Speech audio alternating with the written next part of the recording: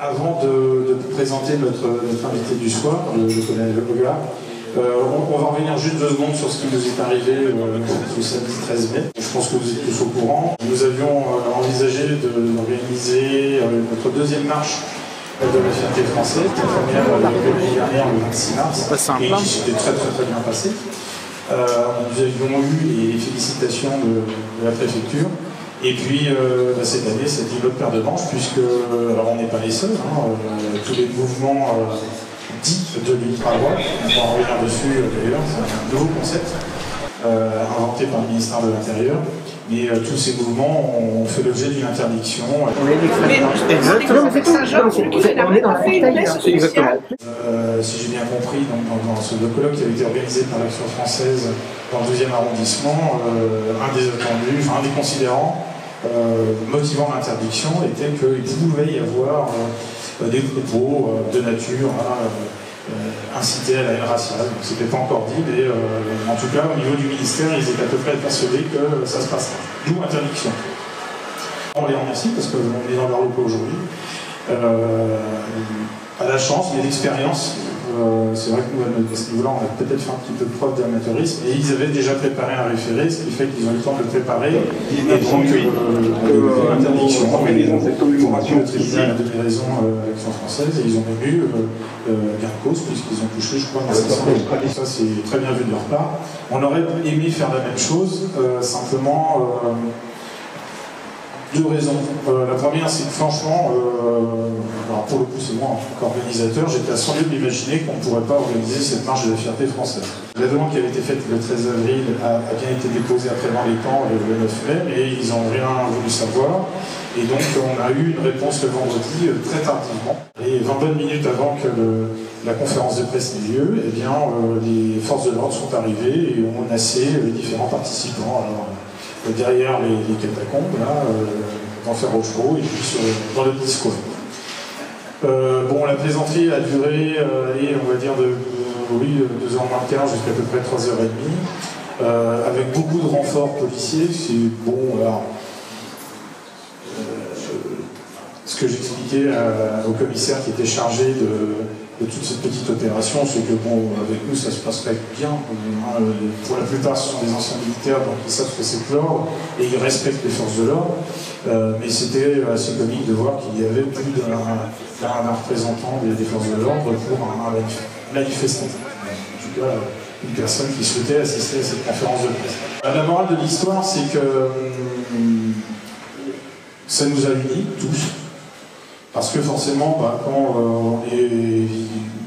on est témoin d'une injustice, on a plutôt tendance à se positionner du côté de la victime, et c'est ce qui s'est passé. Nous avons eu un afflux d'adhérents, nous avons eu un afflux de dons, et les autres mouvements nous ont apporté un témoignage de soutien qui nous a vraiment fait plaisir. On a commencé par l'Action française, mais d'autres aussi. Voilà, ça montre qu'on peut jouer serré, on peut jouer ensemble, collectif.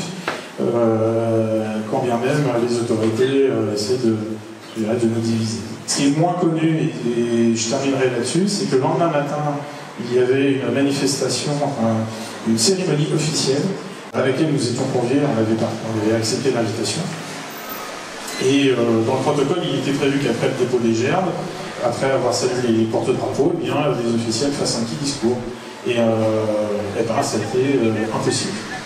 C'est-à-dire que le dépôt des gerbes a bien eu lieu, ils sont venus saluer les drapeaux dont le nôtre, et je les en remercie, parce que voilà. Et à ce moment-là, eh bien, la Bravem est arrivée, a laissé la place et a dit pas de discours. Donc ça s'est arrêté là, c'était la cérémonie officielle. Enfin, vous voyez l'état de fébrilité aujourd'hui des autorités, qui, sans explication, interdisent les manifestations, nous expliquent que certains ont le droit de manifester, pas d'autres. Pour revenir vite fait sur le samedi 13 mai, toutes les manifestations dites de gauche, elles ont pu avoir lieu, donc LGBT, anticapitalistes, ça ne pose absolument aucun problème.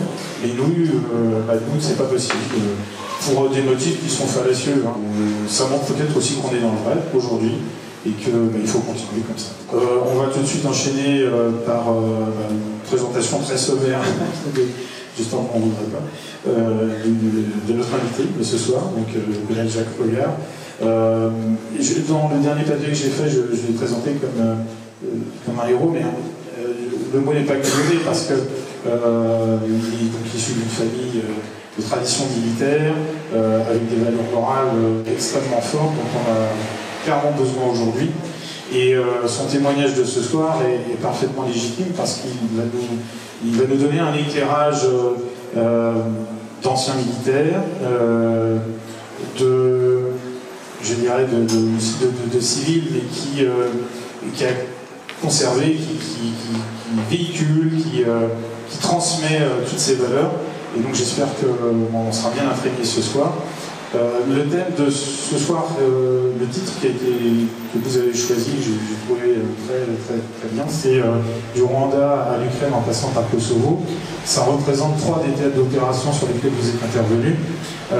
Et ce qui est intéressant, en tout cas pour la partie Kosovo et la partie Ukraine, c'est qu'on a une vision relativement comparable, avec des différences, et c'est ce qu'on nous aborderons ce soir, mais on retrouve à peu près les mêmes, les mêmes thématiques, en tout cas les mêmes personnages, l'OTAN, les Américains, là, en l'occurrence la Russie, l'Europe. Quelle est la position de l'Europe, bien sûr, quelle est la position de la France, et qu'est-ce que ça nous engage pour les semaines, les mois, les années qui viennent. On voit que ça commence à bouger un petit peu partout. Je ne sais pas si c'est un pied de l'actualité par rapport à la conférence que nous organisons ce soir, mais en tout cas, au Kosovo, ça rebouge en ce moment. Voilà. Donc merci à vous, merci d'avoir accepté cette invitation, et je vous souhaite une bonne conférence. Je suis très heureux d'être présent ici ce soir. C'est la 3e fois que je suis dans cette salle en quelques semaines, donc je souscris à ce qui a été dit sur la nécessaire unité des Français qui aiment leur pays et face à toutes les difficultés innombrables qui sont en train de nous tomber dessus. Donc merci à l'AF, à l'Action française, dont je ne suis pas, parce que je suis légitimiste, vous saurez tout, mais qui nous reçoit ici ce soir, et je pense qu'on est passé à un stade où il faut vraiment dominer nos propres divisions pour aller de l'avant et essayer de tirer ce pays de la situation dramatique dans laquelle il est. Alors ce soir, la conférence que je vais vous faire, je vais essayer de tenir 3 quarts d'heure, sans vous ennuyer, sans vous endormir, sur ce thème un peu bizarre, qui est le titre choisi, du Rwanda à l'Ukraine, en passant par le Kosovo. Pourquoi? Parce que c'est un témoignage, plus qu'une conférence, vous l'avez compris. J'ai été engagé au Rwanda en 1994 comme commandant du groupement de légions étrangères qui était déployé dans cette opération, je vous en dirai 2 mots. Et puis 5 ans plus tard, j'ai été engagé au Kosovo comme commandant du groupement des forces spéciales qui a été engagé sous commandement britannique de l'OTAN dans cette province serbe qui défraie la chronique encore maintenant, aujourd'hui même, où je vous parle.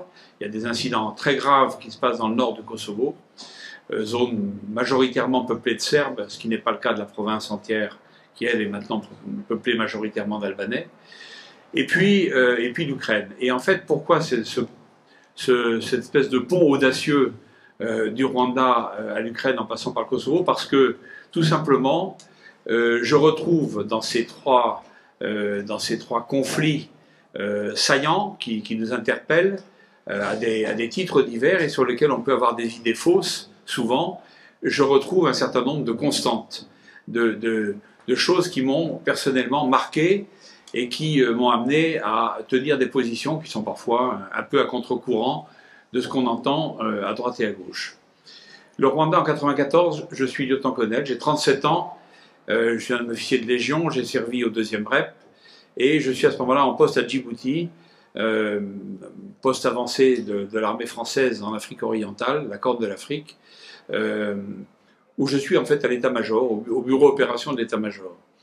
Et je termine un séjour de 2 ans qui a été très actif avec pas mal d'interventions, que ce soit à Djibouti, que ce soit au Yémen, que ce soit en Somalie, sous commandement américain déjà, ce qui m'a évidemment aussi marqué et donné un certain nombre de points de repère.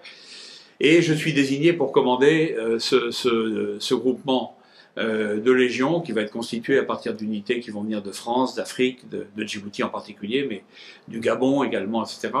Et de France, du 2e REI, de Nîmes, du 2e REP, de Calvi, etc. Et je vais être plongé dans une aventure qui va durer 2 mois, c'est extrêmement court, fin août 1994. On intervient tardivement sur ce génocide atroce qui se déroule depuis le début avril 1994 au Rwanda, ce petit pays d'Afrique centrale, ancienne colonie allemande, devenue colonie belge, enfin sous protectorat belge à partir de 1918, à l'issue de la Première Guerre mondiale, et qui devient à ce moment-là donc francophone, après avoir été germanophone. Il y a encore quelques traces quand on regarde bien à ce moment-là, mais le pays est devenu francophone, géré par la Belgique, et qui va connaître, au moment des indépendances, 1959-60, des événements dramatiques. Les événements dramatiques, c'est tout simplement l'accession du pays à l'indépendance, sachant que 2 communautés humaines principalement le forment, les Tutsis, 15%, 20% peut-être de la population, qui sont une race de seigneurs, si je puis dire, d'éleveurs nomades, qui se sont fixés au Rwanda quelques siècles auparavant, qui venaient de la région du Nil. La proximité physique entre les Tutsis et les Éthiopiens, par exemple, est très grande.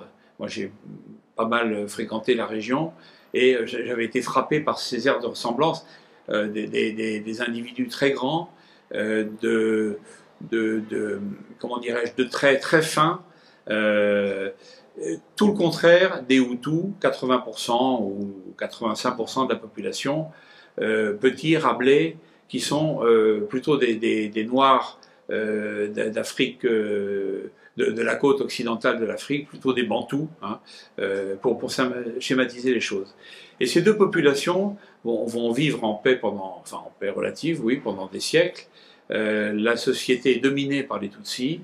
À la tête du pays, il y a un Mwami, un roi, avec des traditions extrêmement codifiées et précises, et puis un peuple de paysans qui travaillent de la houe et de la glèbe, comme l'a dit Bernard Lugan, qui connaît bien la région.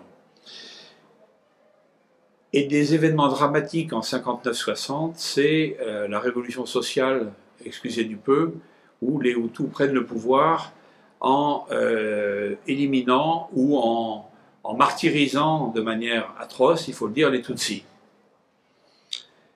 Ça se traduit par la prise de pouvoir fort démocratique, en fonction de cette règle, un homme égale une voix, qui fait que les Hutus deviennent l'autorité du pays. Les Tutsis soit acceptent la nouvelle donne, soit s'expatrient à l'extérieur. C'est le cas par exemple d'un petit garçon avec sa famille de lignage royal qui s'appelle Paul Kagame et qui est l'actuel président du Rwanda, Tutsi, et qui fuit en Ouganda voisine pour tout simplement pour sauver sa peau avec ses parents et sa famille. Ce personnage va jouer un rôle très important dans les années qui suivent, puisqu'il grandit, il fait des études en Ouganda, il devient anglophone, et il devient un officier de l'armée ougandaise, avec le grade de colonel dans les années 90. Il est le chef des renseignements militaires de l'Ouganda. Mais il a toujours au cœur cette idée, il n'est pas le seul, il y a un de ses amis et chef qui mourra dans des conditions un peu troubles, qui s'appelle Fred Rwigema. Ils ont l'idée de reprendre le Rwanda, de reprendre le pouvoir au Rwanda, de rétablir, alors non pas la monarchie telle qu'elle avait existé jusqu'en 60, mais de rétablir un pouvoir Tutsi. Et dès 1990, il s'érige en front patriotique rwandais, FPR, en anglais RPF, Rwandese Patriotic Front, qui va s'en prendre au Rwanda du moment, gouverné par le président Juvenal Habyarimana, un Hutu, qui a pris le pouvoir en 1973 en renversant son prédécesseur, alors qu'il était chez l'état-major de l'armée rwandaise. À partir de cette année, de cet octobre, ce mois d'octobre 90, le Front patriotique rwandais, Tutsi, soutenu par l'armée ougandaise, portant un uniforme ougandais, matériel de guerre ougandais, va s'attaquer au Rwanda, si je puis dire. Et là, le président Habyarimana se tourne vers le président Mitterrand, qui est en fonction, et lui demande son aide au titre des accords de coopération militaire qui avaient été signés en 1974 sous la présidence de Giscard d'Estaing par le même président Habyarimana. Alors Mitterrand accepte et on envoie 2 ou 3 compagnies de parachutistes ou d'infanterie de marine ou de légionnaires à tour de rôle à Kigali, au Rwanda, un détachement du 1er PIMA, un détachement d'assistance militaire et d'instruction, et on va entre guillemets, sauver le pouvoir d'Habyarimana pendant une période qui va durer d'octobre 90 à octobre 93.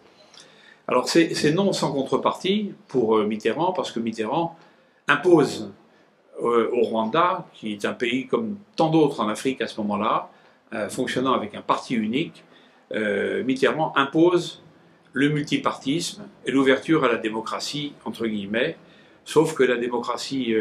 dans ces pays-là, on revient toujours à l'ethnisme, comme vous le savez bien. Et donc, cette période va être marquée par une opération française qui s'appelle l'opération Norrois, dont on ne parle plus beaucoup aujourd'hui, puis par une opération d'évacuation des ressortissants quand Kigali est menacé au moment de l'attentat contre le président Habyarimana, en avril 1994, l'opération Amaryllis, qui vise à rapatrier nos expatriés et puis les expatriés européens. Et puis se déclenche donc le 6 avril cet attentat qui est, selon toutes les informations dont on dispose aujourd'hui, malgré une polémique que certains entretiennent à plaisir, qui est le fait en fait du président Kagame actuellement au pouvoir et du Front patriotique rwandais. On a les numéros de missiles, on a la provenance des missiles, on a même le nom des tireurs des missiles. Tout ça a été parfaitement documenté en détail et il n'y a pas de doute, en fonction de la règle à qui profite le crime, on sait que cet attentat a été fomenté par l'actuel président du Rwanda, Paul Kagame. Cette situation, cet attentat déclenche une situation catastrophique et dramatique dans le pays. Dès le lendemain, 7 avril, la population commence à s'entretuer. Ou plus exactement, la majorité Hutu, pas toute la majorité Hutu, il y a des gens qui se sont comportés tout à fait honorablement, bien sûr, mais une grande partie des Hutus, et probablement les plus frustres et les plus modestes, ceux qui craignent un retour du Mwami, un retour du joug féodal qui leur était imposé jusqu'en 1960, 1959, 1960, ces gens-là s'en prennent aux Tutsis dans des conditions atroces. C'est massacre à la machette, massacre à la grenade, massacre, tout est bon pour tuer son prochain Tutsi. Alors il y a aussi beaucoup de familles mixtes, déjà à cette époque, et les familles se déchirent entre elles et se tuent entre elles. C'est quelque chose d'assez abominable. Dans un petit pays qui avait été christianisé à la fin du XIXe siècle, apparemment sans beaucoup de profondeur en réalité. Alors on peut parler de la démocratie chrétienne, etc., qui est passée par là, sous la colonisation belge, mais toujours est-il qu'on a une situation absolument épouvantable. Moi à ce moment-là, je suis en poste à Djibouti, je termine mon séjour, ma femme est enceinte de notre 6e enfant, je m'apprête à rentrer en France et puis à poser mes valises à Aubagne, au commandement de la Légion étrangère, où je sais que je vais être affecté. Et en fait, mon général me convoque début juin en me disant « Vous n'allez peut-être pas rentrer tout de suite, votre femme accouchera toute seule, elle a l'habitude. C'est le 6e, hein, ou la 6e exactement. Et donc, je vous ai retenu pour commander le groupement qui sera formé à partir de Djibouti pour faire partie de l'opération turquoise, un des 3 groupements opérationnels de l'opération turquoise. » Alors évidemment, j'accepte parce que quand on est un officier digne de ce nom et qu'on vous donne un commandement aussi prestigieux, aussi risqué aussi à certains égards, mais vous l'acceptez tout de suite évidemment. Et donc je me trouve projeté au Rwanda dans cette situation dramatique de la fin juin 1994, où le génocide n'est pas terminé, où il y a encore des gens à tuer, malheureusement, des gens de tous âges, des Tutsis comme des Hutus, parce qu'en fait, rapidement, les extrémistes Hutus, si on peut les appeler ainsi, s'en prennent à leurs frères Hutus qui ne sont pas d'accord, hein, et Dieu sait s'il y en a quand même beaucoup qui ne sont pas d'accord. Et nous, la France, alors je ne suis pas particulièrement un fan d'Alain Juppé, hein, mais c'est le premier, comme ministre des Affaires étrangères, qui dénonce le génocide en ces termes. Je crois me souvenir, sans dire de bêtises, au mois de mai, tout début du mois de juin 1994. Et qui réclame à l'ONU, avec l'assentiment du Premier ministre, Édouard Balladur, et du président Mitterrand, et qui réclame à l'ONU de faire quelque chose.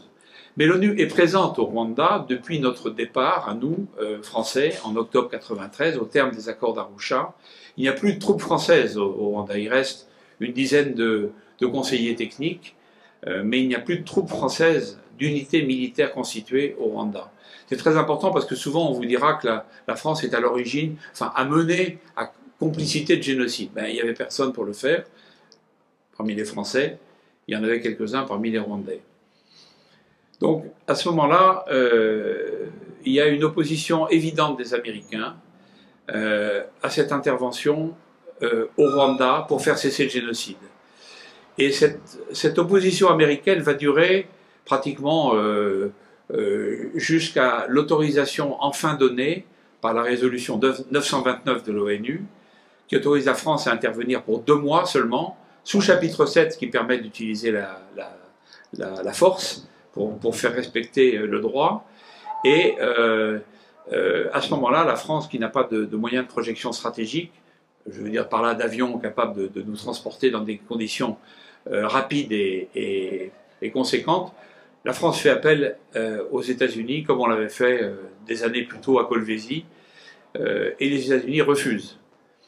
Donc à ce moment-là, la France se tourne vers la Russie et l'Ukraine, petit clin d'œil en passant, qui a de gros avions transporteurs, des Antonov, qui permettent à ce moment-là d'organiser un pont aérien sur ce qui est encore le Zaïre, qui va devenir aujourd'hui la République démocratique du Congo, au nord du lac Kivu, sur la plateforme de Goma, qui dispose d'un aéroport assez conséquent qui permet le port des gros porteurs. Et donc c'est le début de l'opération turquoise, qui a pour mission, c'est très clair, de mettre fin au massacre, quel qu'il soit, de quelque origine qu'il soit et quelle que soit la population qu'il vise. Donc le mandat est très clair, contrairement aussi à certaines assertions aujourd'hui encore, qui voudraient dire que le mandat n'était pas clair, que la France avait choisi le parti des génocidaires, que la France voulait rétablir le régime qui était en train de s'effondrer tout simplement, et ce qui est strictement faux. Je peux vous en certifier la vérité, parce que j'étais sur place et que j'ai vu les ordres écrits que certains imaginent maintenant ou réécrivent maintenant. Donc la France intervient au Rwanda pour ramener l'ordre et la concorde civile autant que c'est possible. On a 2 mois pour le faire. Je peux vous dire que j'ai été très fier de participer à cette opération, de voir le dévouement et la générosité de l'armée française, quelle que soit sa composante, troupes de marine, légions étrangères, forces spéciales, aviateurs, même des marins un peu perdus sur les bords du lac Kivu, etc., etc.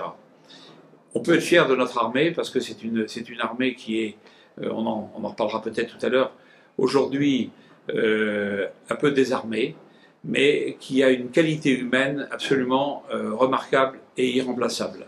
Et c'est ce qui fait sa force.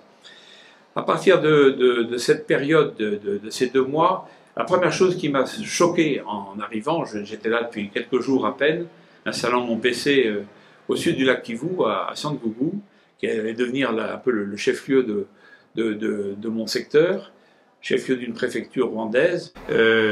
On a lancé le rapprochement avec l'OTAN, Et ce rapprochement est très fort puisque toutes les opérations de conception, de planification se font un peu à Paris, au centre opération des interarmées, boulevard Saint-Germain, mais beaucoup à Mons, en Belgique, au SHAPE, au commandement suprême de l'OTAN en Europe. Et on ne sait pas encore très bien quels vont être nos modes d'action. Moi, je suis au COS à ce moment-là, je suis chargé de ce dossier. Et au COS, quand on est chargé d'un dossier, en général, en tout cas à l'époque, s'il y a projection de force sur le terrain après, on commande les éléments qui sont mis en place sur le terrain. C'est ce qui va m'arriver dès début 99, sous commandement britannique, car l'opération se place sous commandement britannique. Mais il y a une brigade française ou multinationale, mais sous commandement français, à Kumanovo, dans le nord de la Macédoine, commandée par le général Valentin, où je retrouve un certain nombre d'amis et qui vont m'aider à prendre mes marques, parce que je me méfie infiniment de mes chefs britanniques. Sans trahir de secret, mes chefs à Paris m'avaient, et mes grands chefs à Paris, je ne dirai pas leur nom, mais m'avaient fortement conseillé de faire très attention aux mauvais coups tordus que pouvaient me réserver nos alliés britanniques, eux-mêmes sous commandement américain. Et en fait, ces quelques mois de janvier à juin au Kosovo, en Macédoine du Nord plus exactement à ce moment-là, sont marqués par un événement principal qui sont les négociations de Rambouillet, négociations qui vont durer quelques semaines et dont on comprend très vite que c'est un décor factice, virtuel, mené par les États-Unis d'Amérique bien sûr et l'Union européenne, mais avec un but, c'est faire échouer les négociations, c'est mettre les Serbes dans un corner pour les obliger à refuser comment dirais-je, une possibilité de paix. Et on les amène finalement à refuser ces conditions de paix qui sont en fait tout simplement inacceptables. Et c'est pas moi qui le dis, mais des journalistes allemands par exemple, ou des officiers alliés qui ne sont pas nécessairement français.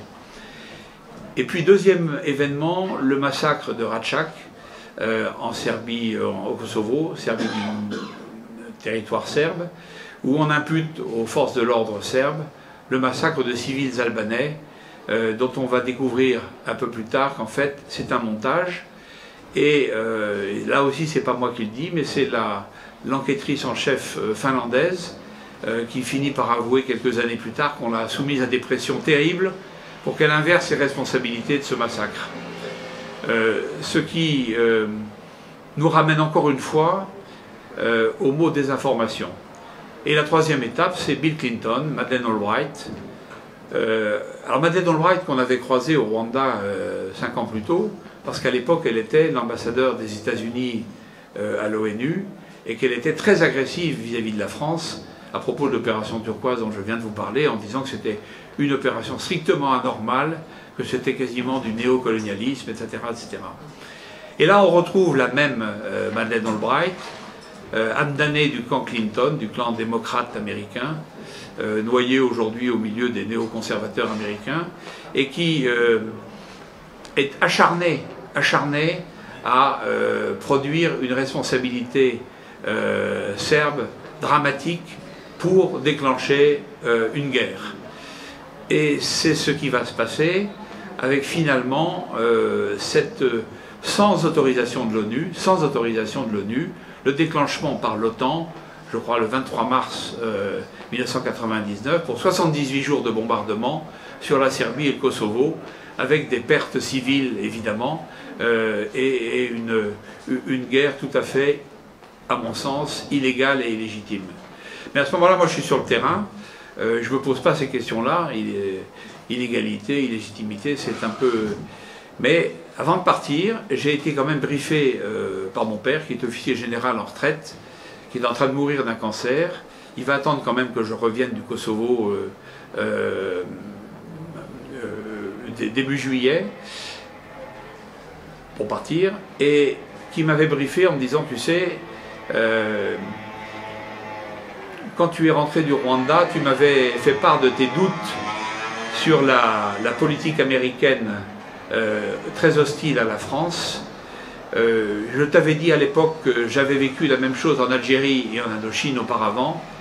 Les Américains n'ont jamais été nos amis, ils ont été nos alliés quand il le fallait, mais quand ils avaient besoin de nous, mais on ne compte pas pour grand-chose à leurs yeux. Alors rappelle-toi quand même en revanche, m'avait dit mon père, juste avant de partir, que les Serbes ont toujours été les fidèles alliés de la France. Et alors maintenant on inverse un peu la donne, on va leur taper dessus.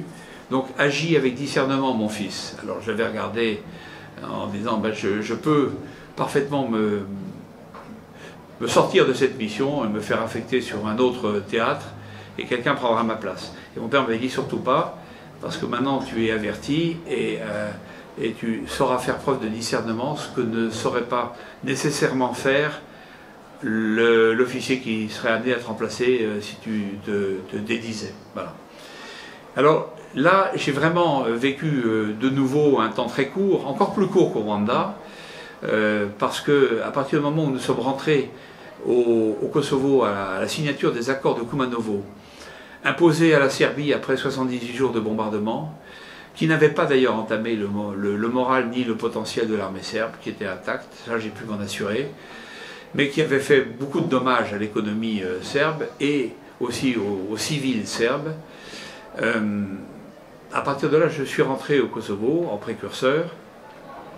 J'ai été affecté dans le nord du Kosovo, cet endroit même où se passe tant d'événements là, en ce moment même, ces jours-ci, d'affrontements entre la population serbe qui n'en peut plus de ce pouvoir kosovar qui a été mis en place par l'OTAN avec la complicité de l'Union européenne et malheureusement, je dois le dire, de la France.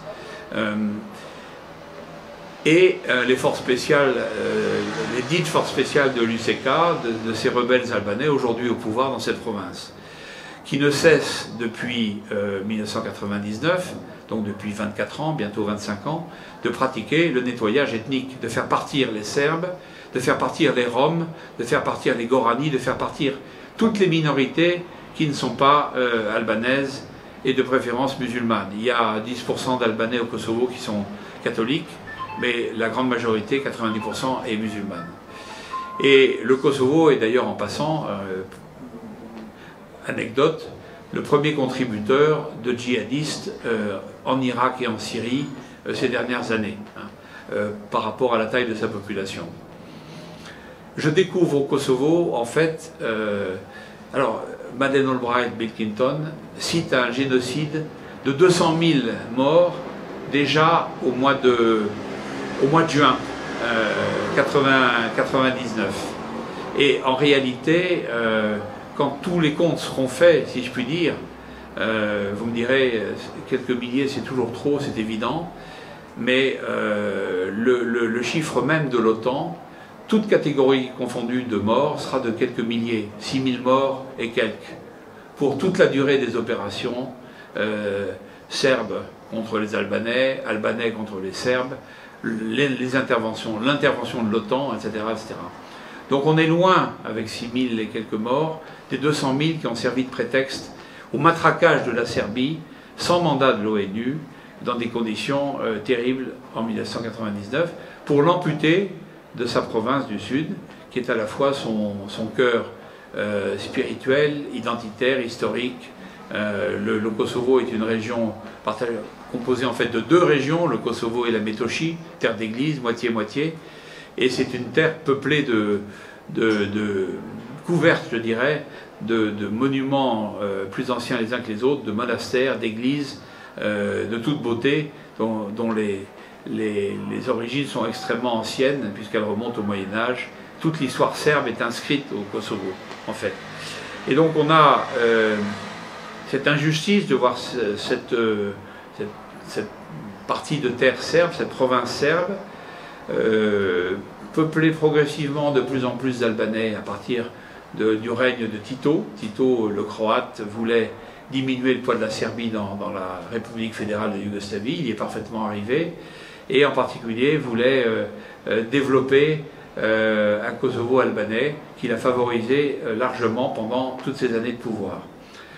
Milosevic a réagi pas forcément très intelligemment en prenant strictement le contre-pied subitement, ce qui a provoqué cette rébellion armée albanaise, l'UCK.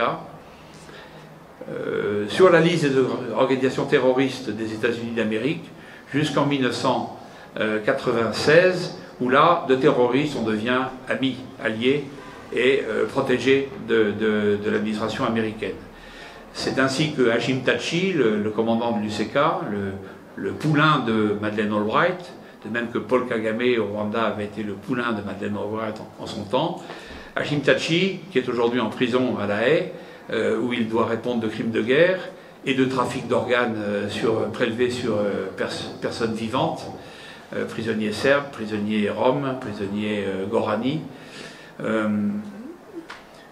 où finalement nous avons contribué à établir un État fantoche, un État terroriste, un État mafieux au cœur de l'Europe, qui abrite en son sein la plus grande base américaine militaire en Europe aujourd'hui, qui est le camp Van Steen, et qui permet tous les trafics divers et variés, puisque Madeleine Albright, qui est maintenant disparu, paix à ses cendres, mais le général Wesley Clark, qui commandait en chef, qui était le SACUR de l'époque, associé au général Michael Jackson, qui était le général britannique, qui était le patron de l'opération. Tous ces gens-là font de juteuses affaires au Kosovo aujourd'hui avec les gens qui y sont au pouvoir, que nous y avons installés au pouvoir. Voilà. Et qu'il faut une chasse sans pitié aux Serbes, comme on le voit.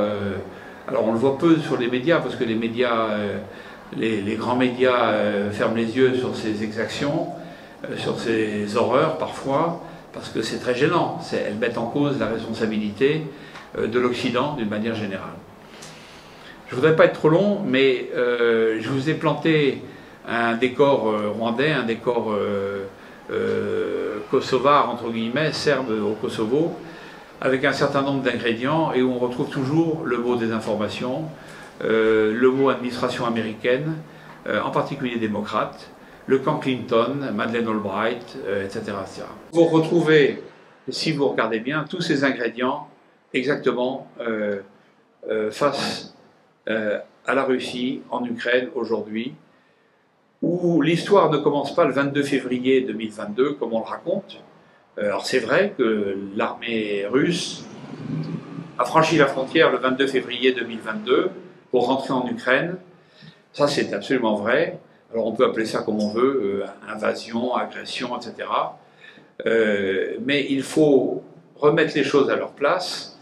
Les événements en Ukraine ont démarré en 2008 avec la révolution orange, puis en 2014 avec le putsch de Maïdan, je crois qu'il faut l'appeler ainsi, quand on renverse un gouvernement légitime et légal pour placer à la place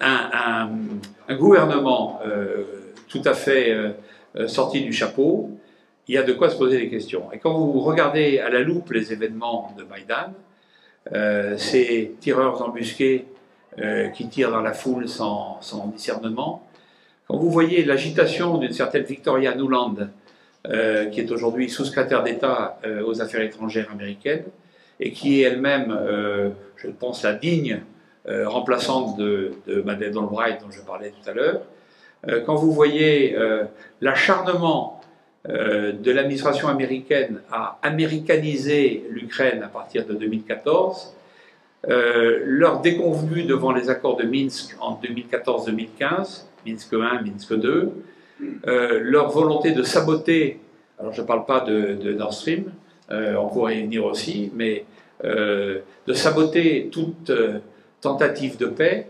leur volonté de prendre Zelensky, le joueur du piano debout, sous contrôle à partir du moment où il remplace Poroshenko, qui est éliminé du pouvoir, et le brave Zelensky qui disait « mais non, mais moi je veux la paix en Ukraine, je ne veux pas qu'on s'en prenne aux populations russophones de l'Est, elles ont le droit de vivre, elles ont le droit de vivre selon leur tradition, leurs normes, leur langue et leur culture, je suis là pour la paix. » Rappelez-vous, et même Vladimir Poutine lui-même s'était félicité à l'époque des bonnes dispositions montrées par Zelensky, qui n'a évidemment rien respecté de ses engagements de l'époque, pris en main par l'administration américaine, il est une marionnette entre les mains des Américains. Et à partir de ce moment-là, on voit la dégradation de cette situation dans le Donbass. C'est plusieurs milliers de morts, le Donbass, dans la population russophone, tués par l'armée de leur propre pays d'appartenance, du moins en théorie. Alors on oublie tout ça, il faut aller voir les cimetières d'enfants tués par les obus ukrainiens, alors que ce sont des enfants ukrainiens. Et finalement, ce que voulait tout simplement Poutine, c'était en finir avec le problème du Donbass. Le problème de Crimée s'était réglé depuis 2015 déjà, mais il reste Odessa, qui est un vrai sujet, parce qu'à mon avis, je pense que les Russes convoitent Odessa, mais j'en suis pas sûr, je ne suis pas dans le secret des dieux, et c'est une impression personnelle, mais je pense qu'aujourd'hui, il va se passer des choses. Cette guerre ne sera pas forcément aussi longue que le prétendent certains, qui nous prévoient une guerre de plusieurs années, ou une guerre de position, style Corée du Nord, Corée du Sud, etc. J'en sais rien. Mais moi, mon intuition à moi, je peux me tromper, et je me suis déjà trompé, donc je dis ça avec humilité, mais mon impression à moi, c'est que cette guerre peut être plus rapidement terminée qu'on ne le croit, parce qu'à un moment donné, les Américains ont toujours lâché leur proxy quand ça commençait à coûter très cher, et qu'on n'en voyait pas la fin, et que, alors les exemples abondent, depuis le Sud-Vietnam jusqu'à l'Afghanistan. Alors, des évacuations dramatiques à chaque fois, hein, et peu glorieuses, il faut le dire. Et je pense que, personnellement, M. Zelensky a du souci à se faire pour sa propre sécurité, je pense. Il risque fort, un de ces jours, d'être lâché par la puissance tutélaire qui le manipule aujourd'hui. Alors, c'est un avis, et à ce moment-là, que restera-t-il de l'Ukraine? Eh bien, je vous dis, une nouvelle Ukraine partagée. Quand vous voyez que la Pologne propose à l'Ukraine de prendre la Galicie pour la protéger, soi-disant, des Russes, on voit se réveiller les vieux fantômes européens. L'histoire se répète tout le temps, en fait. Et comme on a affaire à des dirigeants incultes, personne n'est capable de le comprendre. En fait, il suffit de lire l'histoire pour comprendre un peu ce qui peut se passer demain. Voilà, mais soyons modestes, humbles et prudents, parce que nul n'est certain de ce qui peut se passer demain. La base au Kosovo, elle est très ancienne, puisque moi j'ai vu de mes yeux vus les fondations. J'étais en hélicoptère, en survol hélicoptère, au-dessus de la région de Gnilane, dans le sud du Kosovo, quand j'ai vu une espèce de grande roue formée par les camions américains, un peu comme la conquête de l'Ouest avec les chariots. Ben là, c'était les camions plus modernes, et où ils dessinaient en fait la zone d'implantation de Camp Steel, qui avait dû déjà être préparée de longue date. Alors c'est un porte-avions au milieu des Balkans pour eux. C'est une zone où ils peuvent transiter. Il y a eu des transits de prisonniers afghans, il y a du transit de drogue, il y a du transit de tout un tas de choses qui leur permettent d'armes, bien sûr, d'êtres humains, j'en suis convaincu aussi, et tout ça avec une discrétion remarquable. Voilà. Alors ça c'est le... Mais si vous voulez, c'est stratégique au sens où ils ont une position centrale dans les Balkans, tout près des routes énergétiques les plus importantes, pour pouvoir les contrôler en cas de besoin, etc. Les djihadistes pour la Syrie et l'Irak se sont largement formés au Kosovo et en Bosnie, hein, dans les zones musulmanes. Donc alors, au Kosovo, c'est quasiment... les Serbes sont dans des enclaves, hein, ils sont comme dans des réserves d'Indiens. Les Serbes sont parqués aujourd'hui, sauf dans la partie nord qui est un peu à part, au nord de l'Ibar, mais au nord de la rivière qui traverse Mitrovica, au nord de la province. Mais sinon, oui, bien sûr, je vous dis, le Kosovo a été le record en pourcentage de djihadistes engagés en Irak et en Syrie, hein, pour y tuer des chrétiens. Peu de gens savent que Poutine avait demandé l'intégration à l'Union européenne, peu de temps après son arrivée au pouvoir, et peu de gens savent qu'il avait même demandé son intégration à l'OTAN. C'est le comble quand même, c'est le comble. Bon. Donc on en a fait un anti-occidental, Poutine. Vous avez raison de dire, il était occidentaliste, il demandait qu'une chose, c'était... Rappelez-vous, même quand Macron est arrivé au pouvoir, rappelez-vous, il a eu... Moi, je me suis mis à espérer à un moment donné, quand il a invité Poutine à Versailles, et qu'il l'a reçu. Bon, après, il lui a dit des choses désagréables dont il aurait pu se priver, parce que ça n'avait aucun intérêt, mais rappelez-vous quand même ça. Donc, il a pu y croire. Ensuite, il y avait eu Hollande avec les Mistral, grave erreur, monumentale erreur, faute, parce que la parole française n'est plus respectée. Vous avez raison, les États-Unis, à mon avis, ont d'ores et déjà gagné stratégiquement leur but initial qui était de couper la Russie de l'Occident. Ceci dit, ils ont maintenant un autre problème qui leur pend au nez, c'est qu'ils ont précipité Poutine dans les bras de Xi Jinping et qu'ils font émerger les BRICS de manière extraordinaire. Je connais bien l'Iran, où je suis allé souvent ces dernières années, où j'ai rencontré un certain nombre de dirigeants de haut vol. Et je peux vous dire qu'on est en train de constituer une alliance de fait militaire colossale. L'OTAN en face, c'est rien. Hein. Je peux vous dire que c'est rien. C'est pour ça que je disais que la guerre est gagnée de l'autre côté, parce que l'OTAN, on ne fera tuer aucun soldat américain pour l'Ukraine. Hein. On préférera faire tuer Zelensky d'un accident d'hélicoptère ou d'un accident d'autobus, hein, si vous voyez ce que je veux dire. Il peut y avoir autre chose que Poutine. Poutine est un modéré. Je suis désolé de dire ça. Les gens me prennent pour un poutinolâtre. Je me suis fait traiter de poutinolâtre par l'amiral Chevalreau. Regardez un peu ses écrits, etc. Mais je suis désolé, non, je pense que c'est objectif de regarder les choses comme elles sont et non pas comme on voudrait qu'elles soient. Voilà. Mais donc voilà pour répondre à cette question. À côté de ça, je pense que tactiquement, sur le terrain, l'armée ukrainienne est défaite et l'OTAN n'arrivera pas à maintenir sous perfusion cette armée ukrainienne qui est aujourd'hui hachée au plan humain. C'est abominable, les pertes humaines. Bakhmout, c'est pas loin de 50 000 morts côté ukrainien. C'est épouvantable, je veux dire. Donc, et c'est des jeunes qui souvent ne sont pas formés parce qu'on n'a plus le temps de les former. Donc on les envoie. J'ai vu qu'il y avait un décret de la semaine dernière où Zelensky mettait à 16 ans l'âge de la mobilisation pour le front. 16 ans. Des gamins. Hein. Bon, à 16 ans, certains sont plus mûrs que d'autres, mais franchement, à 16 ans, envoyer des garçons au hachoir, parce que c'est vraiment ça dont il s'agit, c'est terrible. Voilà. C'est le matraquage des opinions qui est faramineux, en fait.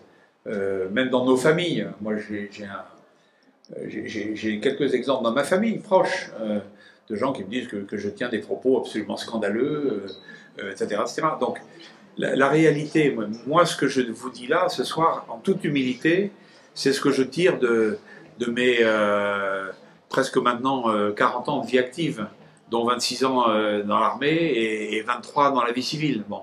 Donc, ça, c'est mon expérience qui me permet de dire ce que j'en pense. Après, je peux me tromper hein, sur tel ou tel point, mais je crois fondamentalement que sur la ligne générale, je pense que c'est dans le vrai. Voilà. Alors, qu'est-ce qu'on peut faire je vais lui dire, inlassablement, il faut essayer de prendre la parole et expliquer les choses aux gens, sans agressivité, sans acrimonie, de la manière la plus convaincante et étayée possible, parce qu'il y a des gens très bien qui ont des idées contraires, et c'est pas de leur faute. Et ils ont été habitués à entendre une doxa dont ils ne sortent pas et qui les amène à imaginer que y a un camp du bien. J'ai entendu ça encore de gens intelligents. C'est le camp de la démocratie, c'est le camp de la liberté, c'est insupportable d'agresser son voisin. Oui, bien sûr, il y a des raisons à tout ça. Et quand ce camp de la liberté, ce camp de la démocratie est le premier à agresser l'autre, avec un rapport de force épouvantable, je prends le cas de la Serbie en 1999, tout l'OTAN était contre la pauvre petite Serbie, hein, tout l'OTAN. Hein. Et la France a participé à ça. Donc je pense que notre problème, il est politique. Pour résumer les choses comme je les pense, il est avant tout politique. Donc tant que nous aurons une politique de décadence, eh bien nous irons vers le précipice de manière inéluctable.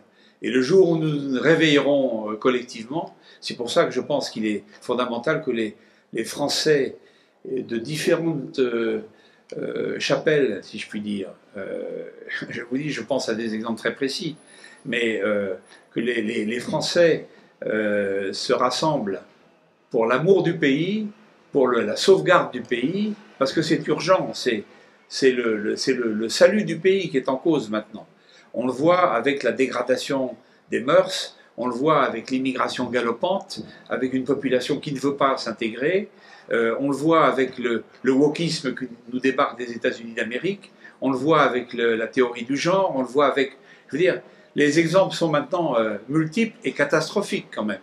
Donc il est temps de faire taire nos petits égos, il est temps de faire taire les égos des chefs.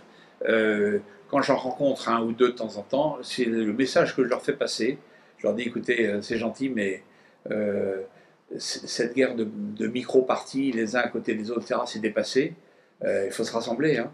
Voilà. Moi, je ne donne pas de recettes extraordinaires, je fais qu'enfoncer des portes ouvertes, mais c'est mon sentiment profond aujourd'hui. Je ne sais pas dans quel état on va laisser ce pays à nos... C'est même plus nos enfants, c'est nos petits-enfants. Hein.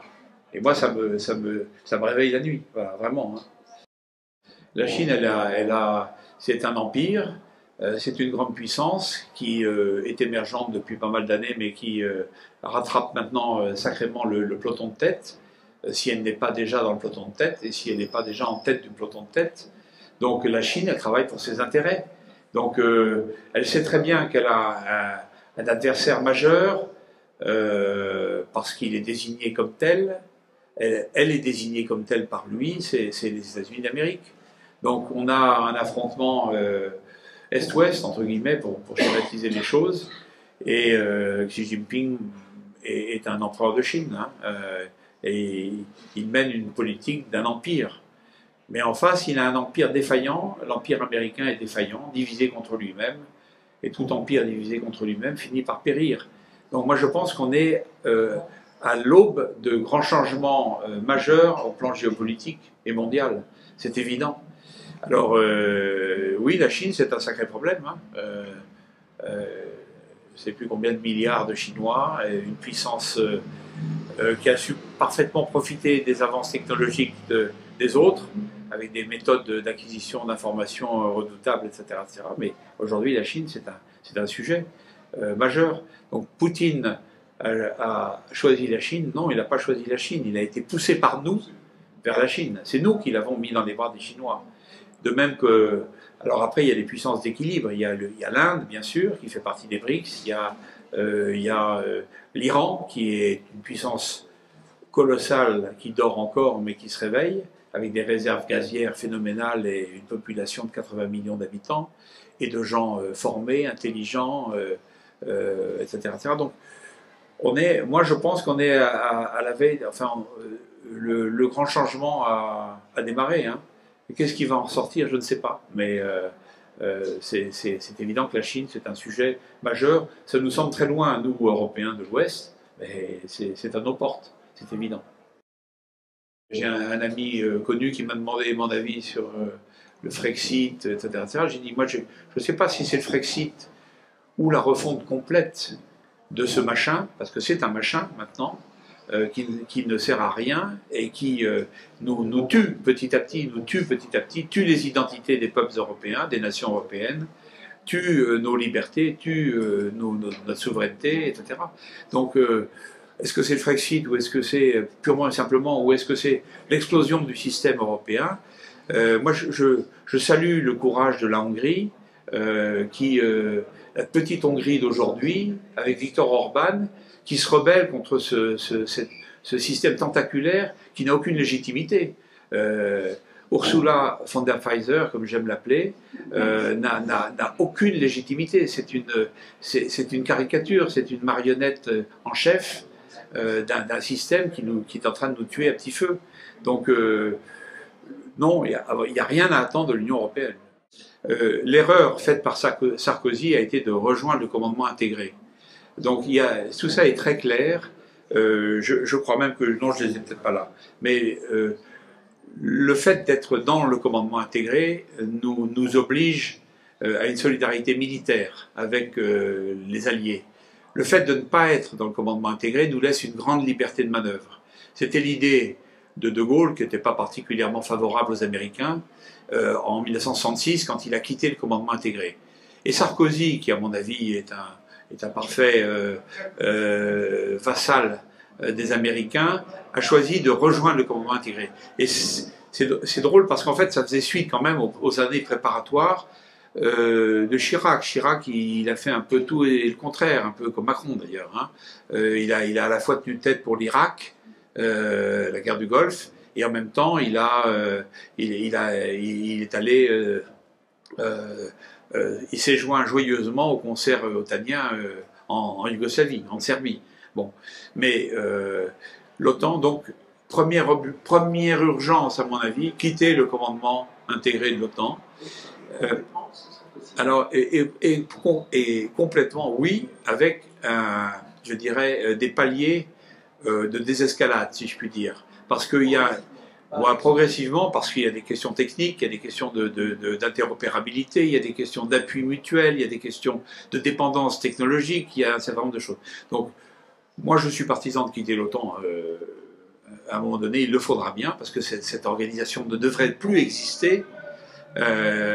L'OTAN avait été créée en 1949 face au danger de l'Union soviétique communiste. Bon, il n'y a plus de pacte de Varsovie depuis longtemps, etc. Et l'OTAN survit, et non seulement survit, mais s'est transformé de posture défensive en posture offensive.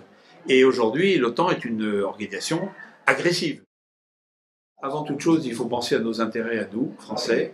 Et donc, les accords bilatéraux me semblent être une très bonne formule, cas par cas, en fonction d'un schéma politique et d'une stratégie générale qui me fait complètement, cruellement défaut aujourd'hui à la France. On n'a plus de diplomatie, on n'a plus de stratégie globale, on ne sait pas ce qu'on veut faire en fait. Donc la vraie question, elle serait là, mais elle dépend encore une fois du politique. Quel est le politique que nous voulons pour la France? Et pour le moment, on est dans un brouillard absolu et un peu dans la désespérance, surtout pas la désespérance, mais voilà. Alors pour revenir à l'OTAN, il faudrait sortir rapidement du commandement intégré, ce serait un bon signal. Tous ne seront pas d'accord avec ce que je dis, hein, mais moi je le dis. Et puis ensuite, il faut mettre en place la désescalade pour une sortie programmée de l'OTAN sur quelques années, de manière paisible, et en remplaçant tout ça par... Ce serait très ambitieux de mettre en place un système de sécurité européen. Il faudrait à ce moment-là qu'il intègre la Russie, mais il faudrait qu'il intègre aussi la Pologne, les États baltes, qui ont quand même un peu un problème avec la Russie, je dirais, psychologique et historique. Hein. On a des accords bilatéraux avec la Grande-Bretagne, on a des accords bilatéraux avec l'Allemagne. Je ne dis pas que c'est bien, mais je pense que c'est important d'avoir un certain nombre d'accords à notre disposition. Mais là, aujourd'hui, on n'est pas d'accord, par exemple, sur la politique antimissile de l'Union européenne et de l'OTAN. La France peut avoir une position à part, on devrait avoir une position à part. On ne peut pas parce qu'on est noyé dans le mainstream. Voilà. Que faire du machin européen? Je veux dire, c'est vrai que c'est insupportable de voir que nous sommes aujourd'hui soumis à un gouvernement supranational qui n'a aucune légitimité, qui n'a aucun fondement autre que celui de servir les intérêts de ces maîtres américains. Je ne suis pas anti-américain primaire systématique, hein. Je suis devenu anti-otanien, ça oui, à force. Mais la finance doit être soumise à la politique et on est dans un système où c'est l'inverse aujourd'hui.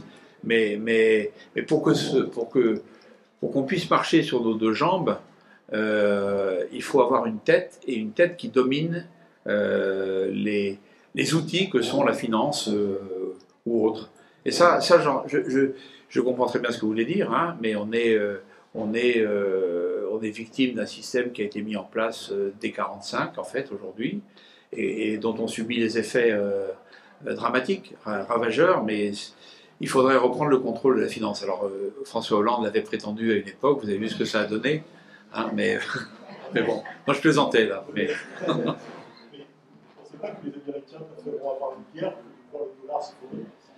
Ah, alors ça c'était un vrai sujet parce que c'est vrai qu'aujourd'hui on est engagé dans la dédollarisation.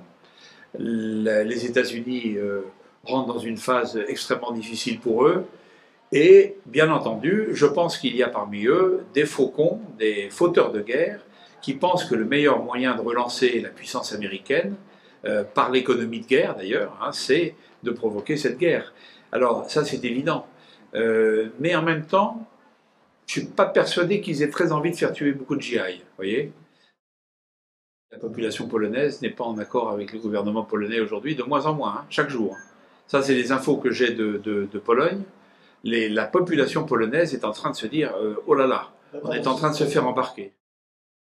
Mais quand je vois ce groupement interarmes déployé en Roumanie, etc., je suis malheureux pour eux, parce que qu'est-ce qu'ils représentent? C'est quelques centaines d'excellents soldats, j'en doute pas une minute, mal armés, mal équipés, ou en nombre insuffisant, échantillonnaire, comme l'a dit je ne sais plus qui récemment, pauvre armée française. Je veux dire, nos grands chefs, le général Burkhardt, le SEMA, ou le général Schill, le CEMAT, l'ont reconnu. Nous n'avons absolument pas les moyens, l'armée française aujourd'hui n'a absolument pas les moyens de se lancer dans un combat de haute intensité. Oui, si vous faites allusion à la caste qui gouverne actuellement l'Union européenne et qui n'est simplement que les proxys des Américains, je suis d'accord avec vous. Et c'est pour ça qu'il faut s'en débarrasser assez vite. Ah ben oui, mais je veux dire, le problème, il est donc politique, si vous voulez, avant toute chose. J'en reviens à mon politique d'abord. C'est pas dans ces lieux qu'on me démentira. J'ai entendu toutes ces questions, hein, depuis le début d'ailleurs, depuis Mariupol, etc., la capture d'officiers de l'OTAN, etc. J'en ai aucune preuve, hein. Ni côté russe, ni côté allié, aucune preuve. Je ne pense pas qu'on puisse garder ça secret très longtemps, si vous voulez. Que ce soit des morts ou des prisonniers, il y a des familles derrière. Alors, ça dépend des endroits. En Ukraine, aujourd'hui, on sait très bien qu'il y a un gros maquillage, hein. Les familles ne sont pas informées des morts parce que ça va trop vite et qu'il y en a trop. Donc le pouvoir a choisi une politique un peu de brouillard et de silence, mais c'est pas possible dans nos pays occidentaux. Donc moi je me souviens très bien de l'affaire de Mariupol où on me disait il y a des officiers français parmi les... Eh ben j'ai quelques contacts dont vous pouvez vous douter dans les bonnes unités de l'armée française. Si c'était le cas, je l'aurais su. Donc pour moi, il n'y en a pas. Voilà. Il y a peut-être eu des pertes, mais très limitées, pas du tout comme... Alors, il faut dire aussi que c'est quand même une guerre de propagande des deux côtés, hein.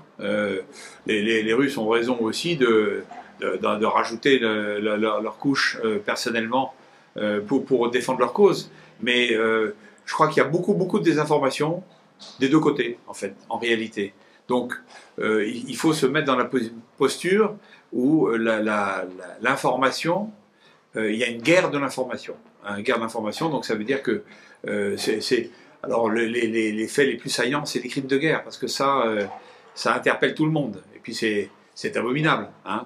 Personne ne peut justifier les crimes de guerre. Mais on sait très bien que depuis que le monde est le monde, que l'homme est l'homme, qu'il y a des guerres sur cette planète, il y a des crimes de guerre, il y en a toujours eu. Et ce n'est pas une affaire d'un camp ou d'un autre. Bon. Donc après, je peux vous dire, moi j'ai vu des choses atroces de gens, voilà, des deux côtés en fait. Hein. Quand la barbarie se réveille chez l'homme, elle n'a pas de frontières.